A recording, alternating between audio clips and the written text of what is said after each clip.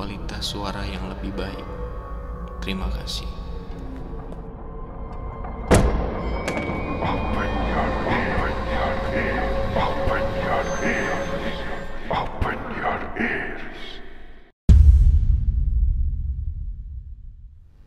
Halo, apa kabar semuanya? Segmen Open Your Ears tayang setiap hari Selasa pukul 20.00 waktu Indonesia Barat. Di mana pada segmen kali ini akan menceritakan sebuah pengalaman horor nyata yang pernah terjadi. Sebelum masuk ke ceritanya, mari sama-sama dukung perkembangan channel ini dengan klik tombol subscribe dan nyalakan lonceng notifikasinya supaya kalian tidak ketinggalan cerita-cerita selanjutnya. Cerita kali ini dialami oleh seorang yang tidak ingin diketahui identitasnya. Penyebutan nama dan tempat sudah disamarkan. Apabila ada kesamaan dalam penyebutan nama dan tempat, itu tidak ada unsur kesengajaan.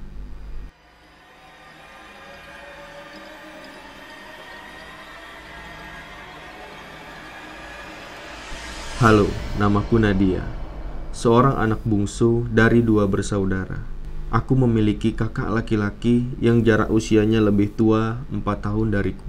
Meski kami sering bertengkar, tapi dulu kakak telah mengajarkan banyak hal kepadaku, yang mana sampai sekarang telah menjelma menjadi suatu kebiasaan. Misalnya, tutup mata dan telinga ketika dia datang. Ya, dia yang dimaksud adalah makhluk bengis yang selalu meneror kami sejak kecil. Tubuhnya manusia, namun kepalanya berwujud kambing dengan tanduk-tanduk meruncing, mata merah menyala, dan telapak tangan besar lengkap dengan kuku-kuku hitam panjang yang mana nampak lebih tajam dari pisau. Makhluk itu telah merenggut keutuhan keluargaku, dan dia selalu datang pada setiap malam Selasa dan beberapa malam-malam tertentu. Kalau kalian bertanya, apakah makhluk itu sampai sekarang masih suka datang? Ya, dia tidak pernah absen menyiksaku, dan bahkan ketika menulis ini, aku merasa seperti diawasi oleh banyak mata-mata tak terlihat dari berbagai arah. Sebenarnya aku bingung harus dari mana memulai ceritanya. Rasanya kayak udah terlalu banyak, menumpuk, ruwet, dan takut. Aku benar-benar merasa sendirian sekarang menghadapi situasi ini, di saat bapak seolah juga pasrah menyerahkanku pada dia. Jadi, maaf ya kalau ceritanya agak lompat-lompat. Kami tinggal di salah satu kota besar di Jawa Timur. Dulu, keluargaku bisa dibilang keluarga yang bahagia banget. Semuanya nyaris terasa sempurna. Memiliki kedua orang tua yang lembut, mengayomi, gak pernah kasar, dan pejuang keluarga. Bapak dan ibu adalah pedagang di pasar. Dari toko kecil, kemudian merambat pesat sampai punya toko besar dan jadi distributor sembako ke warung-warung yang menyebar sampai ke kota seberang.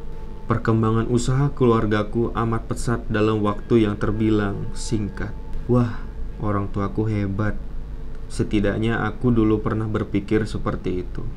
Kami tinggal di salah satu kawasan perumahan. Di antara rumah-rumah lain, hanya rumah kamilah satu-satunya yang paling sibuk karena tak pernah berhenti merenovasi. Kayak ada aja yang dibenerin atau diganti, sampai-sampai bentuknya terus berubah-ubah dan jadi gak karuan. Aku lupa tahun berapa persisnya rumah kami mulai melakukan renovasi. Seingatku awal tahun 2000-an. Waktu itu aku masih kecil. By the way, aku kelahiran tahun 97. Di saat ekonomi meroket, namun justru hubungan keluarga kami menjadi terasa tidak erat seperti dulu sewaktu masih menjalani hidup sederhana. Bapak dan ibu juga jadi sering bertengkar. Kayak gak ada lagi tuh quality time, nonton TV bareng sebelum tidur. Bapak juga jadi temperamental. Kami satu keluarga dilarang bersih-bersih rumah. Kalau aja ada salah satu dari kami yang ketahuan mengepel lantai, bapak pasti langsung marah-marah sambil mengucap, "Kamu mau mati?" Itulah yang membuat rumah kami nampak besar namun kotor dan lebih cocok disebut dengan kandang dibanding rumah. Terkadang aku pun malu kalau setiap ada teman yang main ke rumah jadi serba salah. Singkat cerita, semula baik-baik aja sampai satu ketika ibu menjadi aneh. Ibu jadi sering melamun, pandangannya sering kosong, dan ibu mulai sakit-sakitan. Setiap malam di atas jam 12, ibu selalu melindur, tidur sambil berjalan ke arah halaman belakang. Cuma diam aja menatap ke arah pohon jambu yang ada di belakang rumah. Kadang juga ngelindur jalan keluar rumah, tapi cuma jongkok di teras, melamun dengan tatapan kosong. Ibu sering berteriak-teriak histeris ketakutan seperti disergap makhluk yang mana hanya dia sendiri yang bisa melihatnya. Waktu itu kami berpikir mungkin itu dampak dari demam ibu. Sampai gak lama berselang, aku melihat bapak bawa 2 kepala kambing hitam. Tapi ketika ditanya sama kakak, bapak malah balik marah dan nyuruh kami semua untuk masuk kamar. Sejak saat itu, aku masih ingat kata-kata terakhir yang sering diucapin ibu ke aku dan kakak. Maafin ibu ya, kalian harus nurut sama bapak, biar kalian hidup selamat. Sering kali ibu menangis setiap ngucapin itu, yang bikin aku dan kakak juga ikutan menangis. Setelah itu, ibu sakit semakin parah. Demamnya sering buat dia sampai kejang-kejang, sampai hari mengerikan itu pun terjadi. Waktu itu, kami sedang makan di ruang tengah, yang tak memiliki sekat dengan dapur. Tiba-tiba ibu bilang haus, terus mau mengambil minum ke belakang. Tapi ibu malah masak air di panci besar. Aku mengira mungkin ibu mau mandi air hangat. Namun yang dilakukan ibu justru membuat aku menjerit histeris. Aku melihat dengan mata kepalaku sendiri. Ibu berdiri di depan kompor. Dia membuka tutup panci yang airnya sudah menggolak mendidih. Setelah itu secara mengejutkan, ibu mencelupkan kepalanya sendiri ke dalam air mendidih yang masih berada di atas kompor yang menyala tersebut. Sontak kami pun berteriak. Bapak sigap berlari menghampiri ibu. Namun ketika kepala itu ditarik paksa dari dalam panci sampai tubuhnya jatuh ke lantai dan ibu nampak kejang-kejang tanpa bola mata hitam. Matanya putih semua. Di situ ibu meninggal dengan cara yang mengenaskan di depan anak-anaknya. Di tahun 2002 ibu meninggal. Setelah kepergian ibu, rumah kami mulai semakin banyak teror yang menjadi-jadi dan kami mulai dihantui oleh makhluk kepala kambing yang mana kehadirannya telah diundang. Kematian ibu dan bagaimana cara dia meninggal masih terus terngiang-ngiang di kepalaku.